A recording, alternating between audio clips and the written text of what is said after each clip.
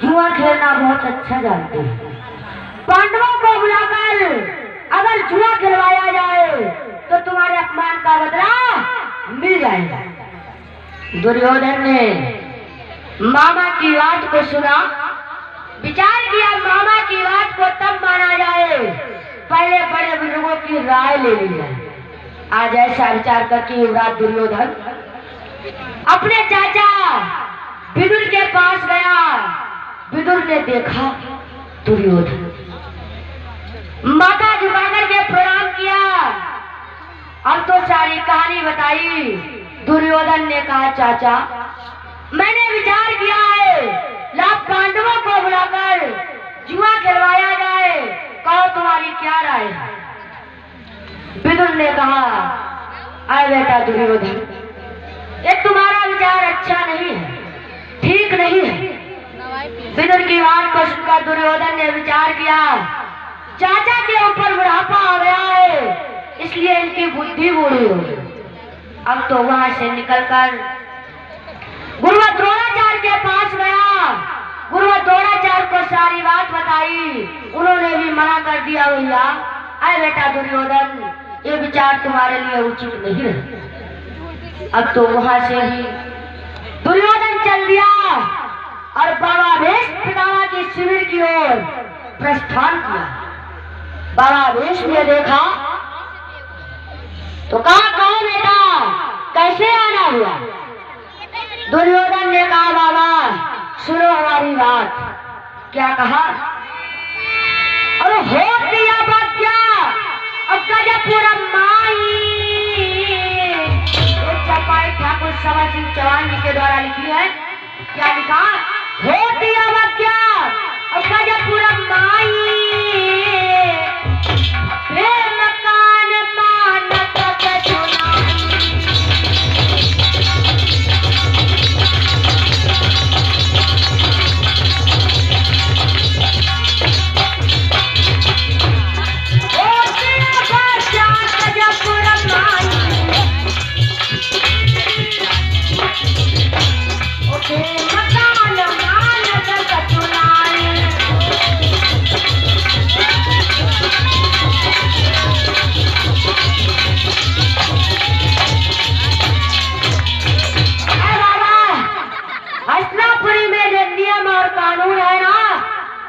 इस नियम और कानून को सारा संसार मानता है, लेकिन अकेले भीम नहीं मान रहा। बाबा भीष्म ने कहा बताओ बात क्या है।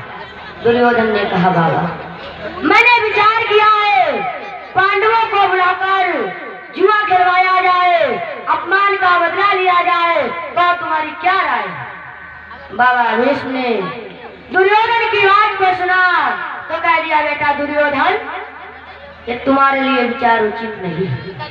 अगर इस संसार में तुम धारणा बनाना चाहते हो तो क्या बताया, परोपकाराय सताम विमुक्तया। अगर इस प्रकार की धारणा बन जाएगा तो तेरा जीवन धन्य हो जाएगा। आज बाबा भीष्म पितामह की बात को सुनकर दुर्योधन वहां से लौट करके आ रहा। आधी रात का समय है। अपनी रानी भानुमति के पास जाकर के सारी कहानी बताई। रानी भानुमति ने भी यही उत्तर दिया अरे राजन, ये विचार उचित नहीं है। देखो बंधुवर एक बात बताएं, एक कवि ने यहाँ पर चार लाइनें लिखी हैं। क्या लिखी, ध्यान देना उन लाइनों पर, सुनो। जब दिन दशा मनुज पर आ गई,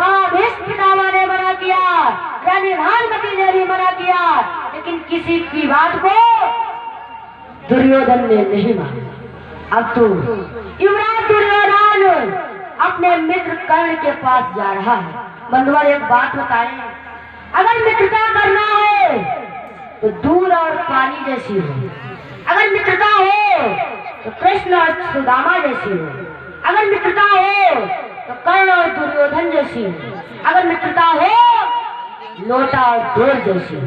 कवि ने लिखा, प्रेम करो ऐसा करो जैसे लोटा डोर, अपना गला फसाई के पानी लावे गोर। आज युवराज दुर्योधन अपने मित्र कर्ण के पास जाकर के पहुंच गए और मित्र कर्ण को सारी बात बताई। आए मित्र, पांडवों के साथ जुआ खेलना चाहता हूँ, राजपाट लेना चाहता हूँ, कहो तुम्हारी क्या इच्छा। कर्ण ने कह दिया, राजन तुम्हारा विचार ठीक है।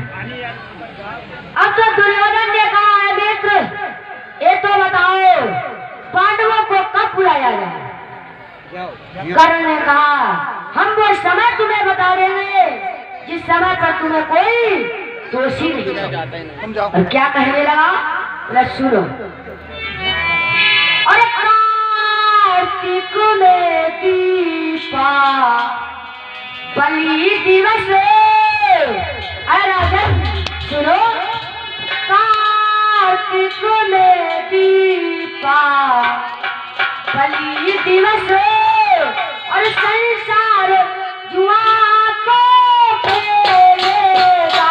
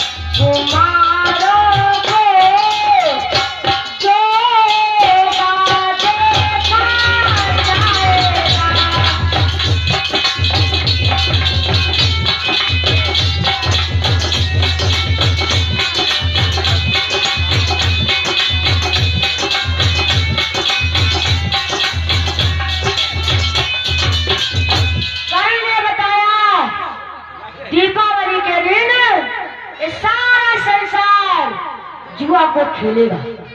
उस दिन पांडवों को बुला लो, जुआ खिलवा लो, राजपाट ले लो, तुम्हें कोई दोषी नहीं कहेगा। श्रोताओं, कर्ण की बात दुर्योधन को जंग। अब तो दुर्योधन ने एक पत्र लिखा, विदुर को दे दिया, इंद्रप्रस्थ के लिए भेज दिया। आज राज विदुर वो पत्र लेकर के धर्मराज के पास गए, पत्र दे दिया।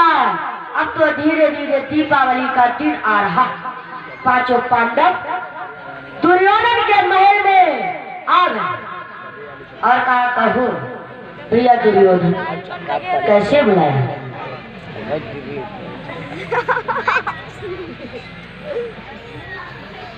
पांडवों ने कहा, कहो कैसे बुलाया। दुर्योधन ने कहा, धर्मराज मैंने विचार किया है, सुनो। क्या बताया, आज के दिवस इस भारत में और पासों का खेल हो रहा है।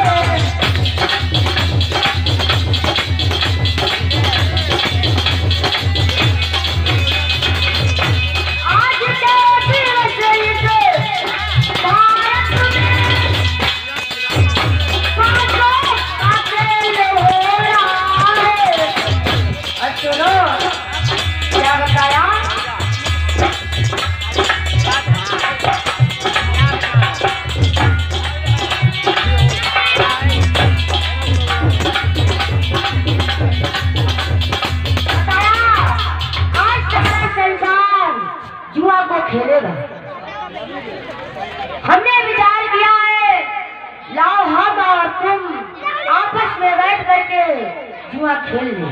कहो तुम्हारी क्या राय है? धर्मराज ने कह दिया भैया दुर्योधन, जैसी तुम्हारी इच्छा वैसी हमारी इच्छा। धर्मराज की बात को सुना तो दुर्योधन ने कहा मामा, आज्ञा को पाकर मामा ने कहा बताओ क्या बात है। दुर्योधन ने कहा जाओ पासे लेकर के आओ। दुर्योधन की आज्ञा को पाकर आज मामा शकुनी मायावी पासे लेने के लिए चल दिया। जा रहा कैसे? शकुनी बड़ो बेईमान मामा पासे लाओ, शकुनी बा